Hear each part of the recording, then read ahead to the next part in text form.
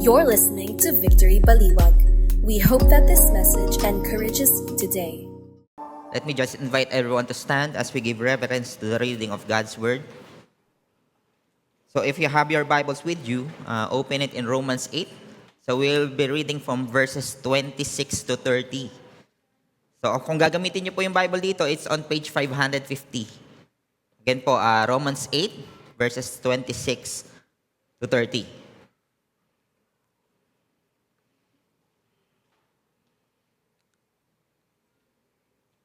Okay, so let's read. It says in Romans chapter 8, verse 26 to 30, "Likewise, the Spirit help us in our weakness, for we do not know what to pray for as we ought. But the Spirit Himself intercedes for us with groanings too deep for words.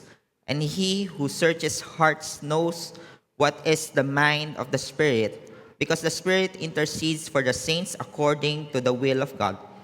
And we know that for those who love God, all things work together for good, for those who are called according to His purpose. For those whom He foreknew, He also predestined to be conformed to the image of His Son, in order that He might be the firstborn among many brothers. And those whom He predestined, He also called. And those whom He called, He also justified. And those whom He justified, He also glorified." Let's pray. Father God, we thank you for once again gathering us into this place to give you worship, to hear your voice. And Father God, we pray to the Spirit that you dwell in us. Open our eyes to see and our ears to hear as we listen to your word at this day. In Jesus' name we pray. Amen and amen. You may now take your seats.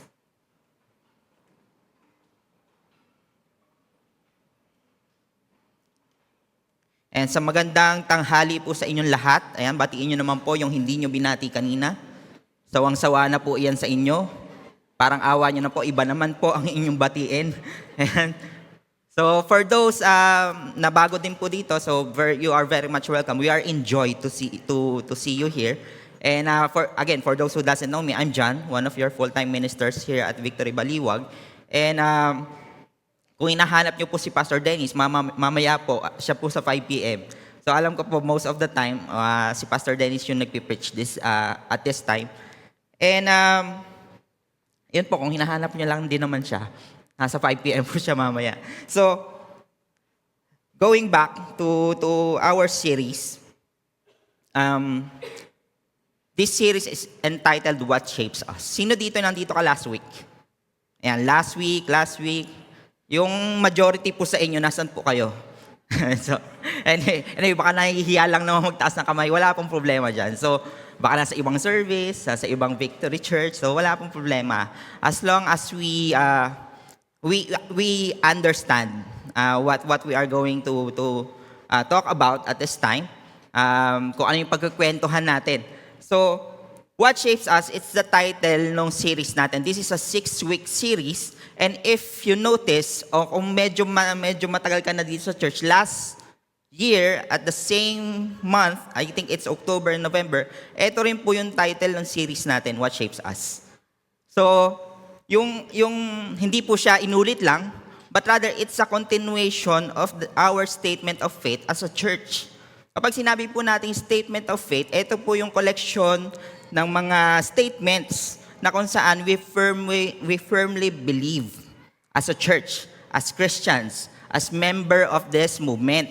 So, ibig sabihin, there are things that are essential and there are things that are not essential. So, kung nandito lang rin naman po tayo, kung alamin natin kung may pusod ba si Adan o hindi, wala po dito yon. So, ibig sabihin, hindi po siya essential. Tsaka na lang po natin tanungin si Lord kapag nagkita na tayo sa langit, tanungin natin si Lord, mayroon po bang pusod si Adan? So wala po dito yon. It is non-essential. Some of those things. Ang mahirap po kasi, tayo mga Kristiyano, minsan nagtatalo pa tayo sa mga bagay na hindi naman essential. And again, as a church, these are the very things that we ought to say that it is essential. Last year, layo no recap natin, last year, yung we talked about God, the creation and fall, Jesus, So yun yung mga pinag-usapan natin. So kung babalik tayo dito, it's a continuation. So kung bibilangin natin siya, it's 12. 12 statements that shapes us as a Christian, as a church. So interestingly, kwentuhan ko lang kayo, meron ba kayong mga kilala ng mga bata tapos grabe mag-English? Alam niyo yun, yung grabe British accent. Dati nasusurprise pa ako sa mga ganun pero ngayon hindi na masyado. Kasi there was this time na nag-visit ako doon sa classmate ko nung high school. Tapos may anak na siya. Tapos grabe yung anak niya, dire-diretso mag-English. Naglalaro mag-isa yun Kinakausap niya yata yung laruan niya, British accent, grabe. Tapos sobrang amazed ako, mga 2 to 3 minutes, bigla na lang nagtagalog. Nagtagalog siya, tapos modulated pa yung boses, tapos sabi niya, hindi ko maintindihan. Tapos bigla siyang sabi, tungkol yata sa sinigang mix, yung sinasabi niya. Grabe, may ads. so, ibig sabihin, dati, the very reason why kids speak fluently in English because they are shaped but what they are doing in school. Tama po ba? Sadly, it is now some sort of mishandled na yung mga bata ngayon, sanay sila mag-English and yet they are shaped by the internet. Tama po ba? Kung tayo po ay magulang at meron tayong anak na nagsasalita na o hindi pa nagsasalita, so we try to observe ourselves. What are we presenting our children that are aiding kung ano yung shape nila. And in relation to this, what are the statements so hindi lang naman siya statement of course. They are biblical. May mga verses tayo na kinuha and then pinasimple natin siya para maging statements. So hindi po ito imbento. So ano-ano yung mga statements na yon? So we are now on week 3 and we are going to talk about sanctification. So, nandito na po tayo. And, hindi ko po alam, nakikita nyo ba? Yan. So, last week, it's very important for us to understand salvation. Kasi po, kung hindi lang rin natin naintindihan yung salvation, most probably, hindi rin po natin masyadong maintindihan yung sanctification.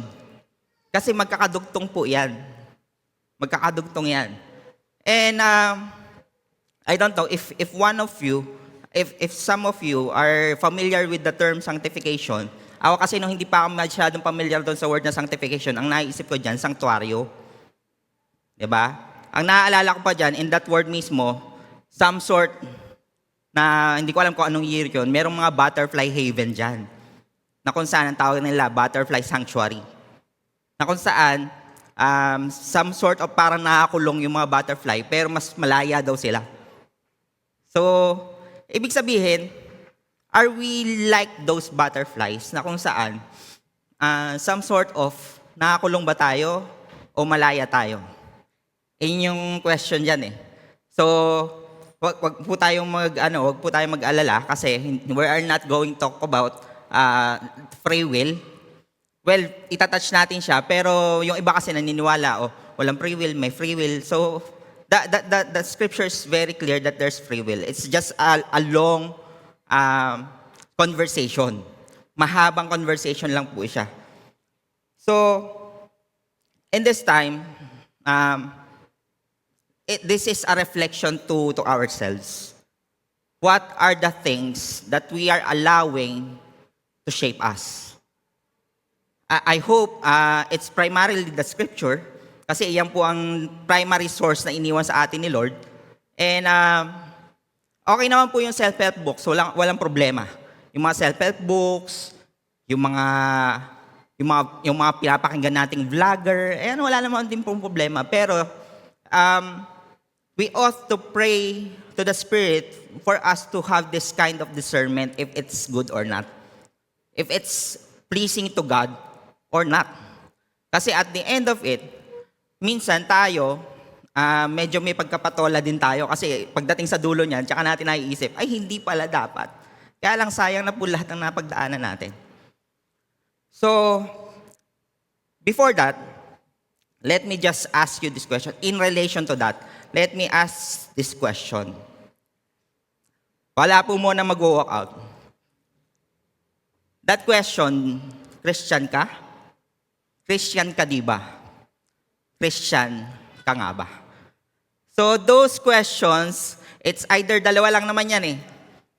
Natanggap mo na yung tanong na yan, o ikaw mismo na ibitaw mo na yan to someone.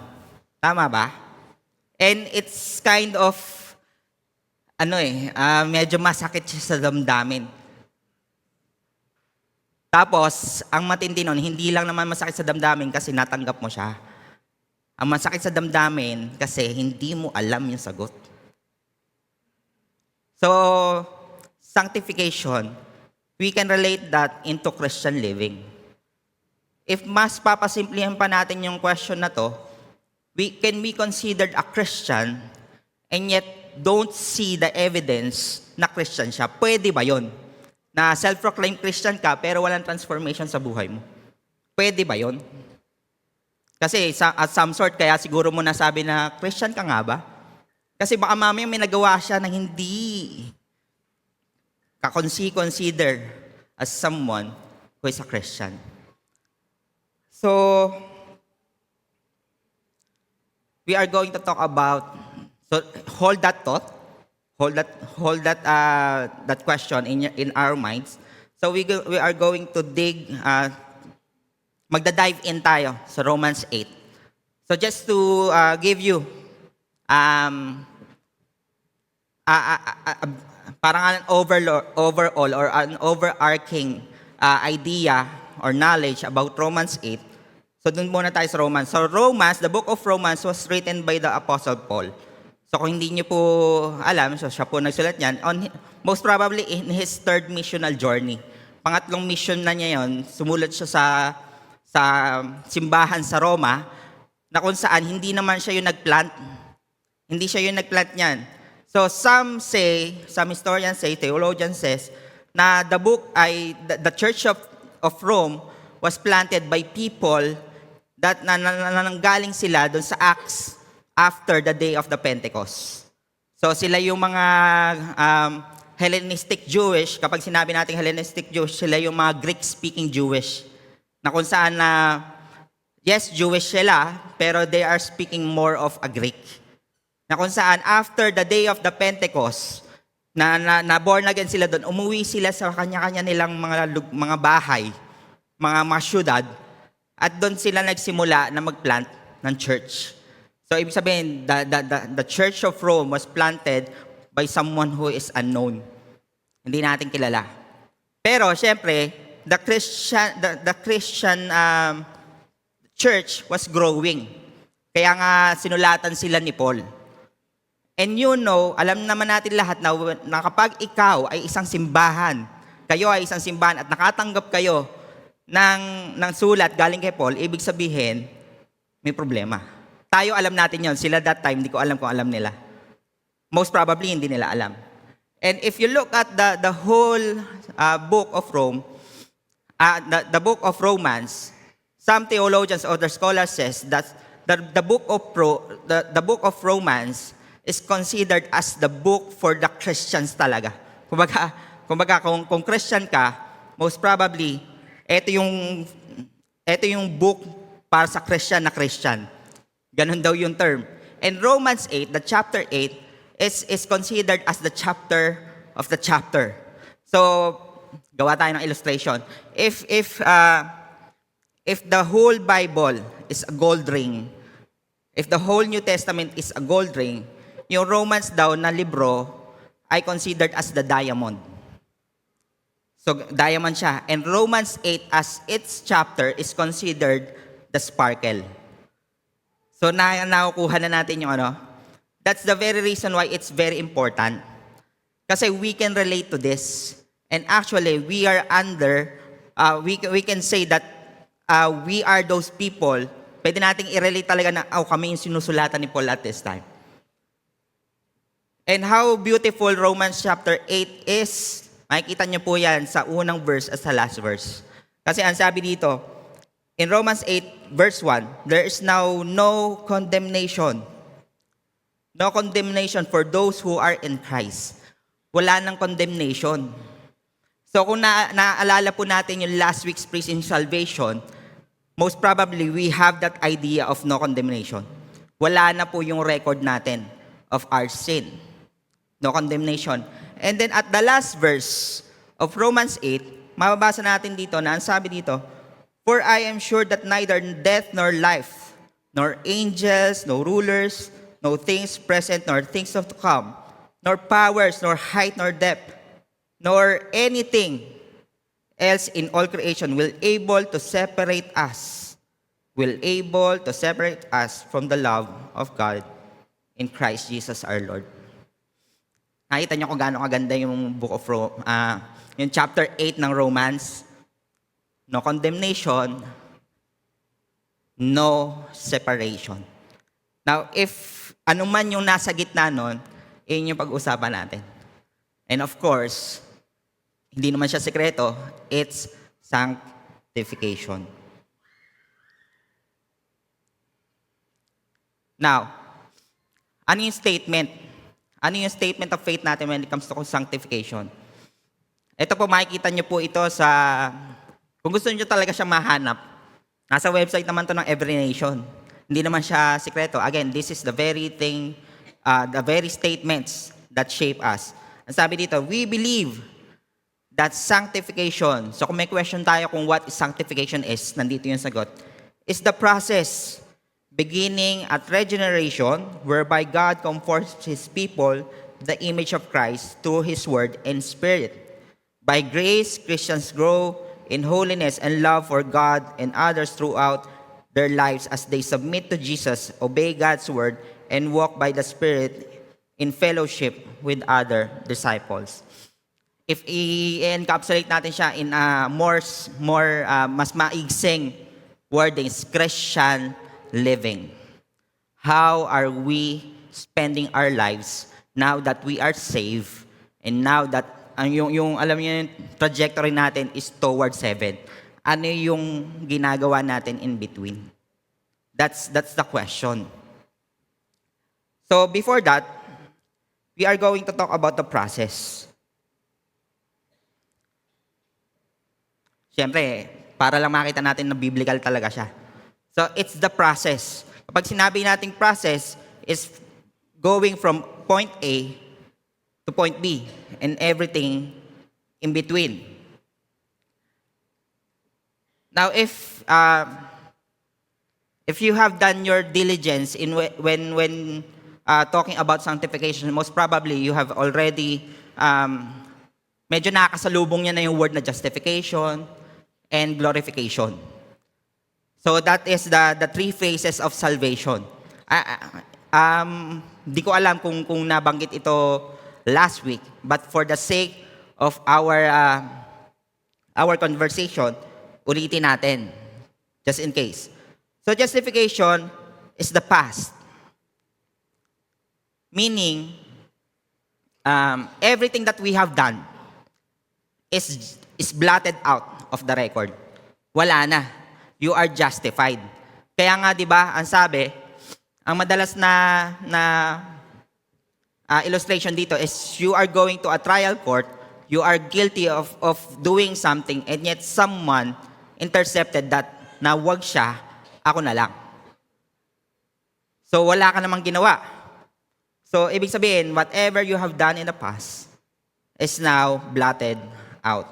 Not just in the past, but in the present and future. That's how powerful the cross is. Kasi minsan tayo, we acted out like the cross is only effective to our past sins. Na parang ang dating, yung cross, ang epekto lang niya sa mga nagawa lang natin dati. Kaya kapag nakagawa ka ulit ng isang bagay, sabi mo, ala, nakagawa na naman ako. Save ba ako? So minsan ganun tayo, tama ba? So, I hope that we will come to the understanding of how powerful the cross is. How powerful the salvation that was given to us as a gift. That's the hope. And going back, Justification is what? A fact. Ibig sabihin, it's the truth. You have nothing, wala tayong kinalaman dyan. Kasi it's the truth that God has revealed to us. Kapag sinabi natin fact, ibig sabihin, siya yung meron talagang kinalaman dyan. Wala tayong ambag. That's justification. Kasi kung tayo ay guilty at may ambag din tayo dyan, ano magiging resulta nun? Wala din naman. Baka nga mas lalong, mas lalo pa tayong maging guilty kasi nga, alam niyo yun, mas lalo pang sumama. But because God is the one who is in control of our justification and He's the one who stated it, that's a fact. Sanctification, nag-usapan natin, that's a process. Glorification, it's a promise. It's what's ahead of us. Kung ano yung nasa dulo. Minsan nga, di ba, naitanong ka na ba, sure ka ba na pupunta kang heaven? Natanong na kayo nun? Sure ka na pupunta kang heaven? Ngayon, pag tinanong tayo ngayon, sure ba tayo na pupunta tayong heaven? Yes. Yung iba, yes? May question mark? So I hope we find that confidence on justification. Kasi this is an unbreakable chain of salvation. Ibig sabihin, this is unbreakable. Wala nakakaano nito, wala nakakabalig nito. And when we say these things, when we say about justification, since it is the past, the fact, we say that it is a one-time thing. Isang beses lang nangyayari. Ang sabi nga dito, a one-time work of God that provides us with the legal standing of perfection in God's eyes.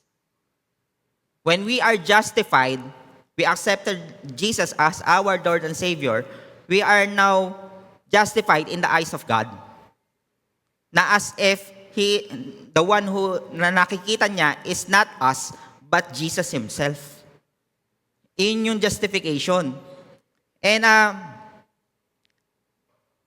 imagine this.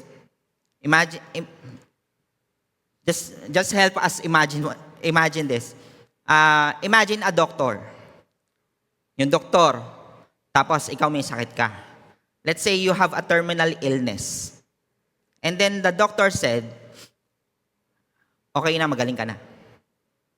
Okay na, magaling ka na. And then you, as someone who have received that, most probably, syempre, maniniwala ka. Masaya ka. But when we say that it is a process, the doctor never said that na wala ka ng medication, wala ka ng rehabilitation, wala ka ng check-up, pwede mo nang kainin lahat ng sangyupsal na gusto mong kainin.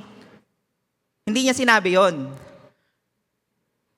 Pero ang sabi niya, you are now healed, you are going to this state of you are now fully healed, and yet the process is still there.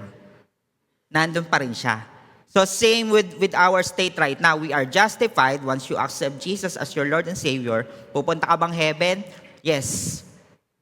But at this time, in our sanctification, we have our own walk and journey with God. Yung justification, it's a one-time thing. It's the same for all of us. Pero yung sanctification natin, iba-iba. Iba-iba. Kaya wag tayong magko-compare. Na minsan, sabi, bakit siya? Mas yung kasalanan niya, mas grabe kaysa sa akin, pero ba't siya ang bless niya? May bago siyang bahay, may bago siyang sasakyan, ako wala. Bakit siya? Bakit siya may ganito? Ako wala. Di ba mas mabait ako sa kanya, Lord? So may ganon. So I hope that we will come to that understanding that sanctification is different for everyone. It's a walk. It's a walk with God. Now may tinatawag, sometimes it overlaps, yung justification and sanctification. Some theologians says that there is this positional sanctification per se. Positional sanctification. Now that you are justified, positional sanctification brings you to a position that you can do something about na you are able, na meron ka nang pwedeng gawin. Kasi alam naman natin, di ba, na before we are justified, we are dead to sin. And when we say we are dead to sin, nakakita ka na ba ng patay na gumagawa ng paraan? Hindi naman, di ba? But when we are justified, we come to a place, we come into position of sanctification na kung saan we can do something. And that's our way of living. And when we can do something, that means it's progressive. It's a process. There's ups and downs. No wonder na tayo, as Christians, we are still experiencing storms. Tama ba? Kasi sabi sa word, ang promise is a storm-proof life, not a storm-free one. So, I hope we get that point. Kasi minsan, tayo, may nangyari lang sa buhay natin na hindi natin gusto, and we tend to throw questions to God. God, bakit? And at the first place, if binabasa natin talaga yung scripture natin, alam naman natin na wala naman such promise that everything will be good. Yes, there is a promise that everything will be good. Mamaya pag-usapan natin yon. But it is on the eyes of God, not on our own perspective. Hindi sa atin. Kasi yung even our perspective of good is corrupted. What's good on you, it's not good for him or for her. Tama ba? Ganun yung perspective natin eh. For example, good sa'yo na maging sa'yo yung bahay na ito. Pero yung sa nagbebenta pala, hindi pala good kasi bigay pala yan sa kanya ng mga magulang niya na wala na. It's very sentimental for him or for her. So nakikita natin yung yung itsura nito. But again, God is sovereign. All things work together for good.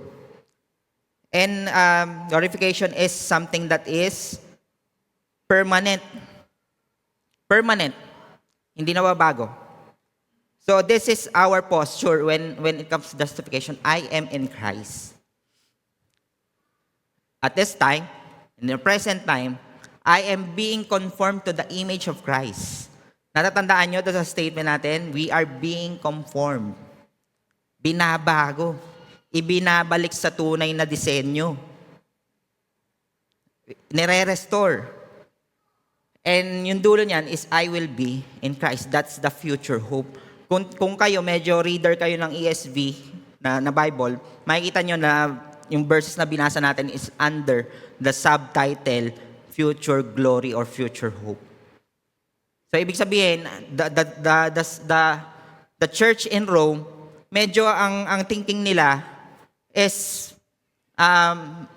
medyo corrupted yung tingin nila about future hope, about how they should spend their life while in church.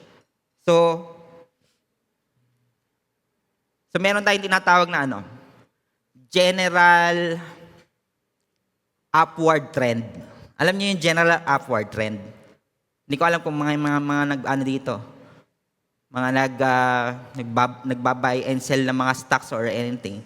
Pero pag sinabi natin general upward trend, it's the trend na kung saan from a lower state to a higher state. And then yung sa gitna, medyo hindi maganda, there's up and down. So we can say that this is the justification.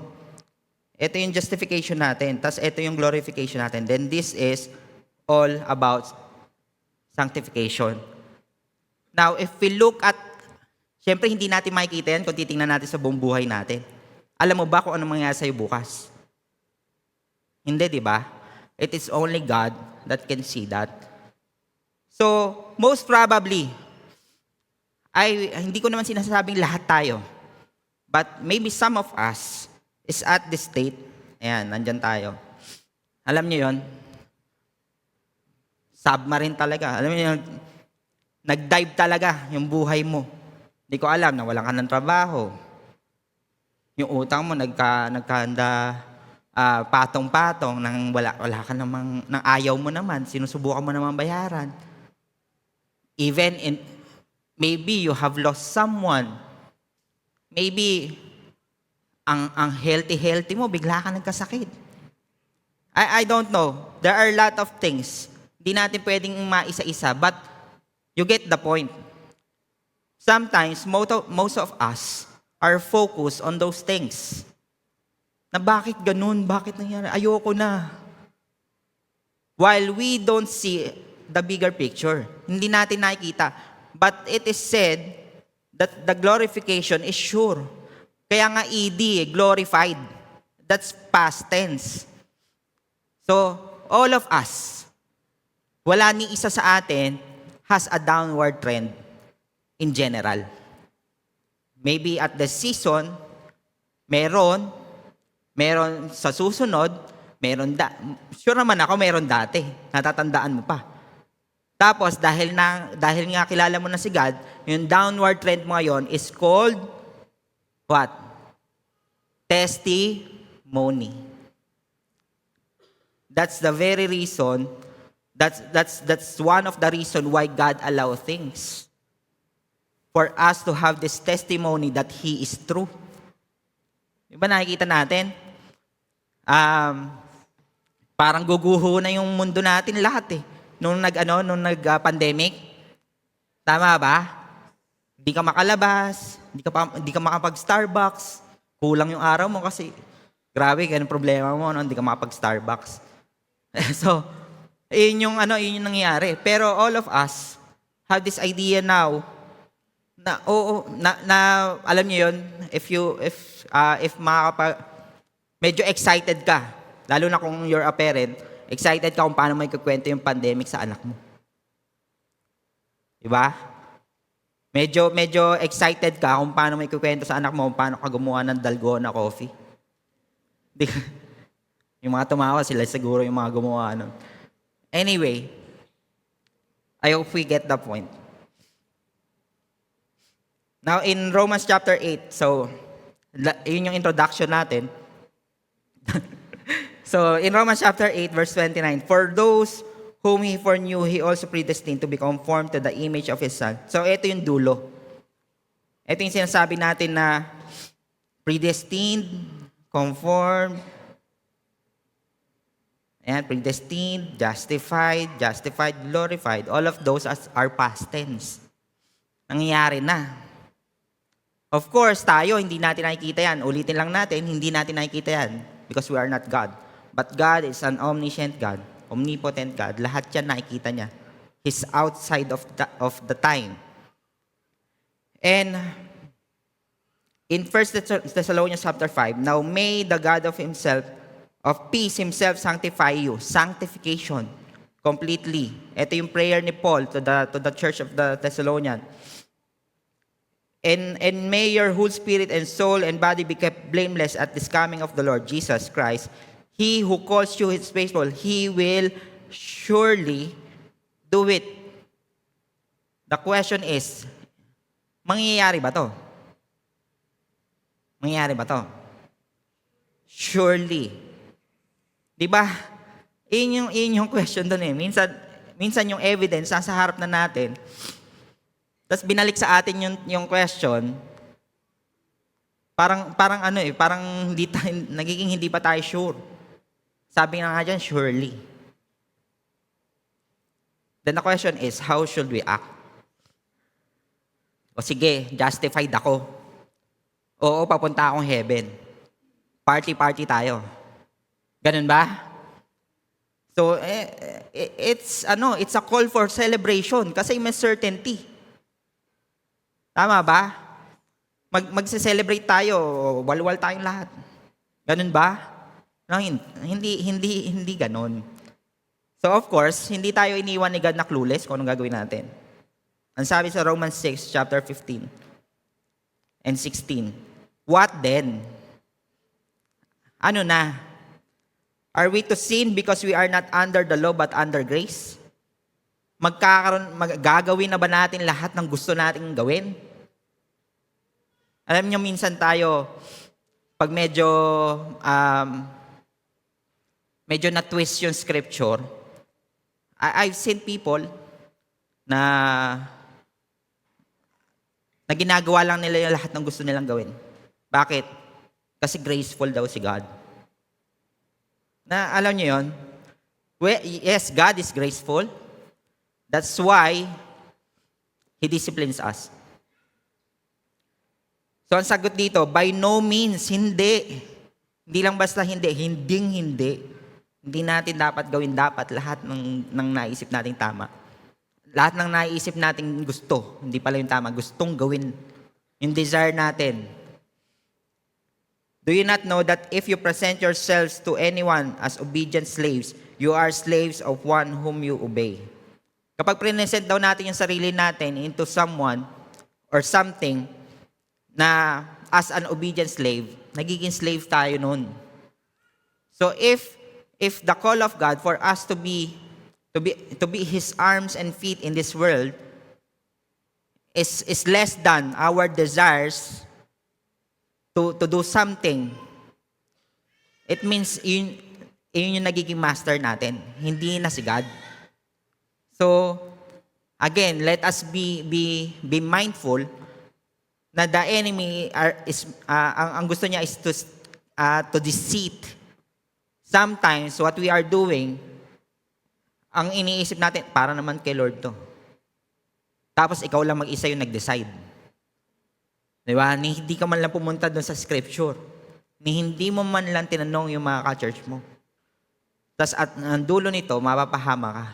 Tapos magagalit ka kay God.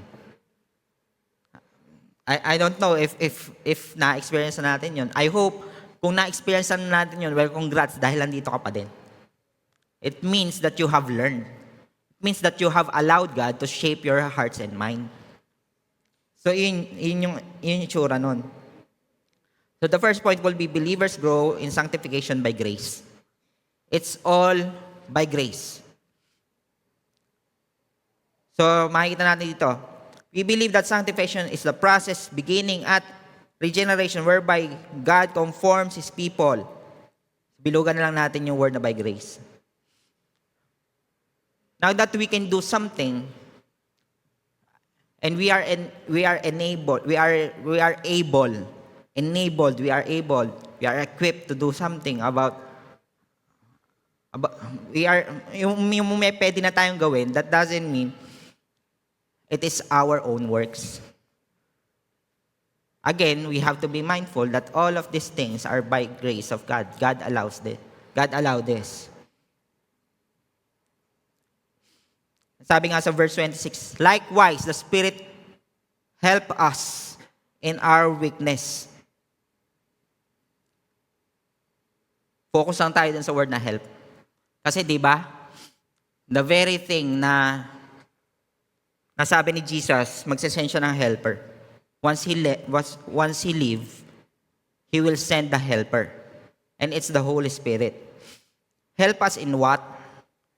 Help us to do things that we want? Or help us to be conformed in the image of God? Now, let us be mindful na ang dulo nito is for us to go back to the original design, and it is in the image of God. Bumalik tayo sa original design. Kasi kung babalik tayo sa Genesis, alam naman natin that everything was created good. Perfect. Wala namang sin, wala namang death. Walang corruption, and yet sin entered. So, God, ang gagawin ni God is for us to go back in that original intent. In Romans 8, chapter 5, for those who live according to the flesh, yet set their minds on the things of the flesh. But those who live according to the Spirit, set their minds on the things of the Spirit. Now, once we have received sanctification by grace, we can now set our minds on what is the mind of the Spirit. So we can now send our minds on those things that are pleasing to God. Kasi dati hindi natin alam kung ano pleasing kay God. We have our own version of things that are pleasing to God. Pero once we are justified, we know how important the scripture is. We know how to set our minds to the Spirit, and then the Spirit will help us. The Spirit will help us understand those things. May mga bagay tayong hindi naiintindihan at this moment, yes.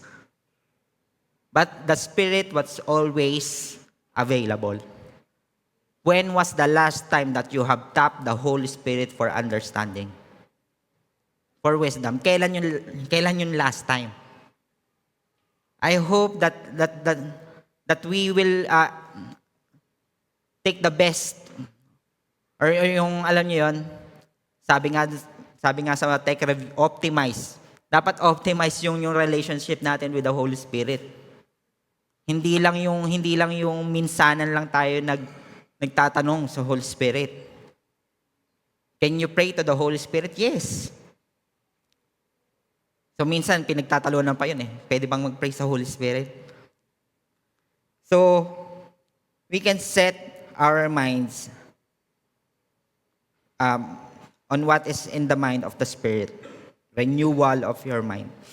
Naalala ko lang tong saying na to. Ang sabi, if your religion doesn't change you, change your religion. Narinig nyo na yun? It's one of those sayings na mapapakamot ka na lang eh. Kapag daw hindi ka binago ng relihiyon mo, magpalit ka ng relihiyon. Now, the Spirit, unlike religion, gives you the capacity to change. You are in the position of sanctification. You are in the process. You are progressive. Nagbabago ka araw-araw. Kahapon, you are a better version of yourself than yesterday, than last week, than last month. Now, if you've ever felt like you're stagnant in life, think again. Pray. Are you looking the general upward trend that God has given you? Or are you looking the downward trend that is right in front of your eyes? Yun lang ba? So, two things, dalawang bagay lang daw ang nangyayari sa relationship natin kay God. It's either progressing or digressing. Question is, are we progressing in our relationship with God? With Christ?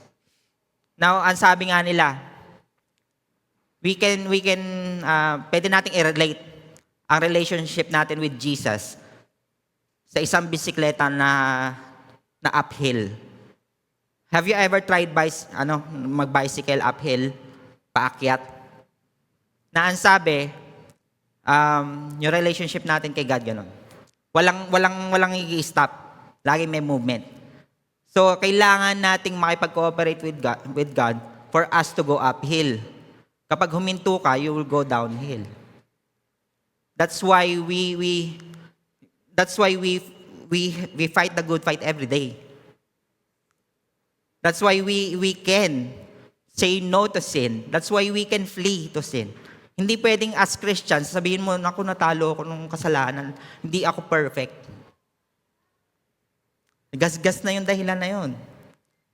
Yes, we all are, but you are sanctified. God or the Spirit has given you the ability to flee. So, sabi nga, ang kasalanan daw ay parang weed, talahib. If we can relate that our life are like gardens, kailangan may effort ka para magtanim ng magagandang bulaklak. Pero kapag pinabayaan mo yung garden mo, 'di ba, yung weeds kusang tumutubo. 'Di ba? Kusa siyang tumutubo. Hindi mo alam mo, pabayaan mo lang kusa siyang tutubo. Same with our sinful nature. 'Di ba, naalala ko nga yung commercial. Ang germs daw ay hindi bine-baby. Naalala ko lang. Saan ko ba narinig yun? Ang germs daw ay hindi bine-baby, pinapatay. Same with our sinful nature. Hindi po bine-baby yan. Hindi yan nilalagay sa list of to-dos mo. Tinatanggal po yan. Ang mahirap kasi, whenever we do something na nakasanayan na natin, tayo mga Christian, pinababa lang natin sa list of priorities natin. Hindi natin tinatanggal. Tama ba? So, yes, we can say na, oo, dahan-dahan. Pwede naman. Pero I hope we come to a point that it is fully removed. And same with yung mga talahib na yon, tatanggalin natin yung araw-araw. Because the Spirit is helping us by grace. So ang sabi dito, therefore, my beloved, have you ever come to this verse? Ang sabi dito, work out your own salvation. Yung iba nagtatalo dito, sabi, kala ko ba hindi namin pinagtatrabuhan yung salvation namin? Yes, it's very clear, work out your own salvation, hindi work for. Ibig sabihin, hindi ka magtatrabaho, hindi mo gagawin yung mga bagay na yan para ma-save ka. You're already saved. Ibig sabihin, your state of sanctification should be practiced. Work out your salvation. Because the Spirit has enabled us. Pwede na natin gawin yung mga bagay na pleasing kay God kasi nga, nandito yung Spirit. So I hope that whatever decision that we are doing, whatever choices that we are making, whatever the intent, kahit ano pa man yan, that you are doing, I hope it is always coming from the grace that God has given to us to do something. And very quick lang, we talk about adoption. Kasi grace by grace. So alam nyo ba na in verse 15, there's a change of language. Kapag tiningnan yung way of Paul, of the writing of Paul, suddenly nagkaroon ng change ng language. There's adoption, there's sons, there's children. Now, in the context of Rome, mga Greeks, kapag sinabing adoption, hindi po yan yung bata. Adoption is adopting a grown man. Tayo, hindi yung nakyutan ka kaya mo inampon. Inampon mo siya kasi there's this intent. So, meaning, once you are adopted at that time, you lose everything from your previous life and gain the things that are ahead of you as son. And even sa mga pamana, yung adopted, yung son, parehas na parehas.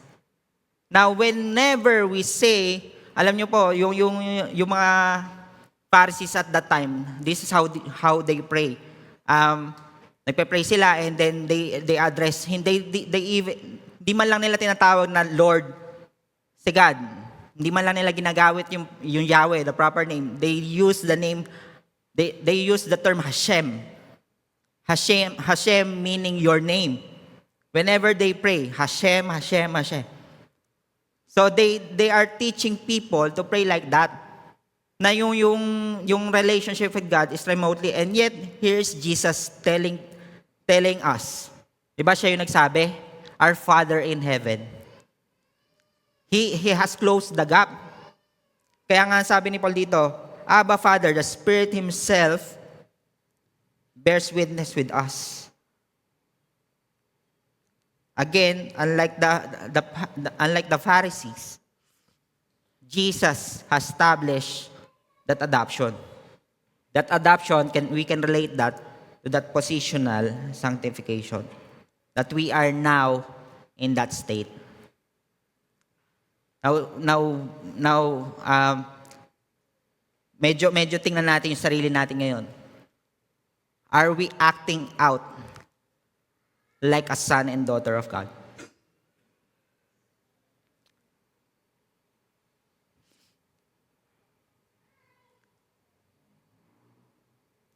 So, he who searches hearts knows what in the mind of the Spirit, because the Spirit intercedes for the saints. So, balik lang tayo ng konti. For we do not know what to pray for. Tama ba? Minsan you can pray. Just a very quick on groanings. Yung groanings, there are 3 instances na nabanggit to doon sa Romans 8. First is about the groaning of the creation, groaning of the believers, and groaning of the Spirit. Kapag sinabing ganon, there's this desire, strong desire of the creation. The creation has the strong desire to go back into its original state. The believers wanted, groaning for the future hope of glorification. the Spirit groans for us as an interceder. So nag-intercede siya sa atin. Minsan tayo, hindi natin alam yung gusto natin. 'Di ba? Meron tayong pinapresent kay Lord, hindi binibigay. Kasi bakit? There are better things na binibigay ni Lord sa'yo in view of the larger perspective. Nagpe-pray kang yumaman, ang binigay sa'yo, sakit. How come? Paano ang hinihingi mo magandang testimony, pero ang nangyari sa'yo, you lost something very valuable. How come? Tayo hindi natin maintindihan yun. Kahit anong gawin natin. Maybe ngayon, ma-absorb natin siya, pero at the point that you are already in that position, you lost that. Mawawala ka sa ulirat. That's the reason why we have the church. We have one another. We are able to pull each and every one out of that darkness. Bakit? We are conduit of the Spirit. Likewise, how the Spirit help us, we help one another. Kaya nga, di ba, believers grow in sanctification with other believers. Hindi lang to mag-isa ka. Kasi whenever we think of this idea na parang mag-isa lang ako. No. This was always with other believers. With fellowship with other believers. That's on our statement of faith. In Romans 8:28, ito paboritong verse to ng mga tao. Tama ba? Maybe most of us, ito yung life verse. Kasi sabi doon sa verse, lahat daw ng mangyayari is for the good. Yes, it's true. Sabi nga sa statistics, parang nasa number 4 yata siya ng mga paboritong verse ng mga Christians. And yet we ought to see the word we. All things, and we know that all things, those who love God, all things work together for good. Kasi kapag the Bible is saying about sanctification, it is all, most of the time, it is on plural form. Hindi siya singular, hindi lang siya sa'yo. It's for the church. Sabi nga doon sa John chapter 17, verse 17, sanctify them in the truth and your word. And then, after that statement, there's a prayer that may all be one, just as you, Father, are in me and I in you. It's Jesus saying na, Father, may they be sanctified as one. Na parang ako at ikaw. So that's sanctification. So never ever think of that hindi necessary ang community when it comes to sanctification. Na parang kapag tinatama ka ng kapwa Kristiyano mo, parang sila ay hindi boses ni Lord. Na parang ang dating, sila ay kontra. Ginagamit ka ng demonyo. Kasi hindi sang-ayon ang sinasabi mo sa sinasabi sa akin ni Lord. Hindi po, it doesn't work like that. Again, and we know that for those who love God, all things work together for good. All things work together. Work together coming from the Greek word synergeo. Synergy. And sabi for good, not for happiness and comfort. Maybe, yung mga desire natin, what is good for us is for our own happiness and comfort. The promise of God is not for us to be happy. It's for us to be holy. That's different. Tama ba? It's the intent for us to be holy. While it is still true that holiness is the fastest route towards happiness. True happiness. Kasi bakit yung happiness natin, corrupted yan eh. Bakit? Yung bagay na gusto mo dati na sa tingin mo magiging kompleto ka at masaya ka, hawak mo na ngayon, masaya ka pa ba? Hindi na, di ba? Yung pangarap mong tao na makasama habang buhay, masaya. Wag na, baka gumawa tayo ng away. Yes, masaya ka pa rin. O bakit? Masaya pa rin naman tayo. Pero minsan gigising kasi ang araw, it's reality. Kung hindi kayo kasal, kung wala yung covenant, aalis ka. That's why covenant are important. Well, that's on another preaching. And lastly, as we come to a time of close, believers grow in sanctification through spiritual disciplines. Now that we are sanctified, yes, we are in this state, in a position, in a progressive form, and it is sure. Pero that doesn't mean wala na mangyayari, hindi na tayo madidiscipline. Wala nang disiplina. And we know that discipline can be hurtful most of the time. Masakit po yan. Naalala ko nga yung nanonood kami ng isang araw ng video kung paano yung ginagawa yung mga Pringles. Yung Pringles pala, pumapasok pala siya dun sa makina, sa factory, patatas talaga. Tapos paglabas niya, gano'n na siya, Pringles na siya. Imagine kung anong pinagdaanan niya dun sa makina na yun. Nakita ko nga, kinakalog-kalog, binabalatan, piniprito, kung ano-ano, pero paglabas niya, Pringles na siya. So same, wag naman natin pangarapin maging Pringles, pero I hope that we get the point that our state today, ngayon nga, pagtingin mo sa salamin, 'di ba? Ano tingin mo? Are you falling apart? Yes. Do you want to stay with what you are seeing forever? Hindi. So we want to go to that process, and that's called spiritual discipline. Sanctification through spiritual disciplines. God conforms His people to the image of Christ. Conform. Binabago. So, again, predestined, justified, glorified. Conformed means simorphos. That's the word in Greek. Kung nakikita nyo, simorphos means synchronous forming. Something like that. The spiritual disciples are scripture practices designed to strengthen our relationship with God, make us like Him. Spiritual discipline. Naalala nyo yung announcement kanina? Victory Weekend. Victory Weekend, that's a spiritual discipline. Aided for us.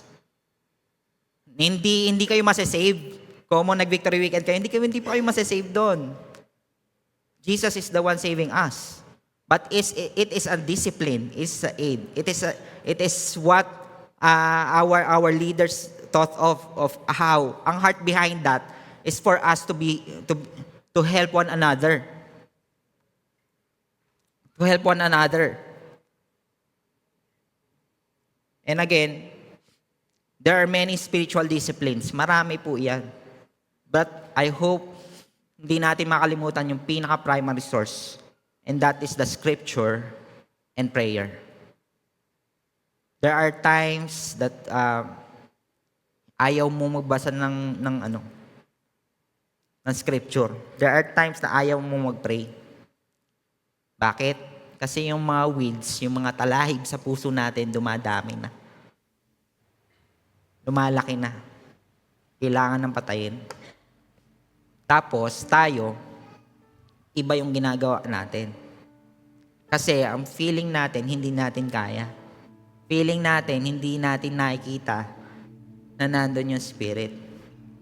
While the Spirit was always available, it's always active.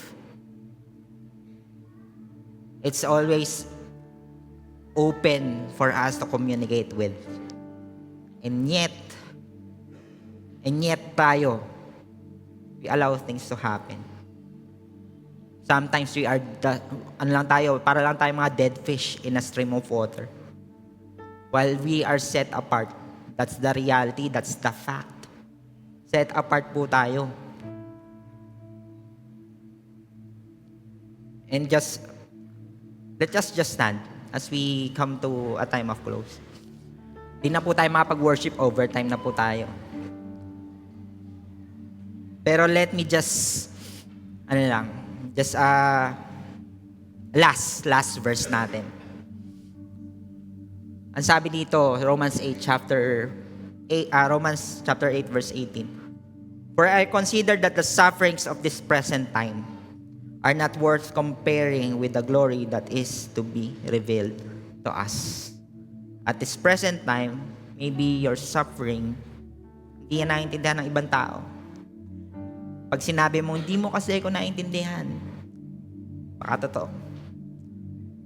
Pero yung Spirit, alam niya. Si Lord, alam niya. He will send someone. You just need to be sensitive. Huwag mong i-isolate yung sarili mo na as if wala kang kakampi. Then, you will see that at this present time, if meron tayong scale, imagine na scale, yung sufferings natin, minsan mas mabigat siya, di ba? But the future glory, pag nilagay mo siya dito, wala lahat yan. Wala lahat yan. So that's the very reason why we must aim to be Christ-like. Yes, in this lifetime, hindi natin maaabot. Pero ang hope natin, na at the time that we are in front of God, He can say, well done, my good and faithful servant. So let us raise up all our hands to the heaven and pray. Lord, we thank you for you have placed us in sanctification. Panginoon, maraming salamat. We don't deserve this. We are all unworthy. Pero Panginoon, at etong kung nasaan kami ngayon, maraming salamat kasi meron pala kaming magagawa. Na yung mga gusto pala namin, pwede, basta naka-align sa gusto mo. Na alam din naman namin na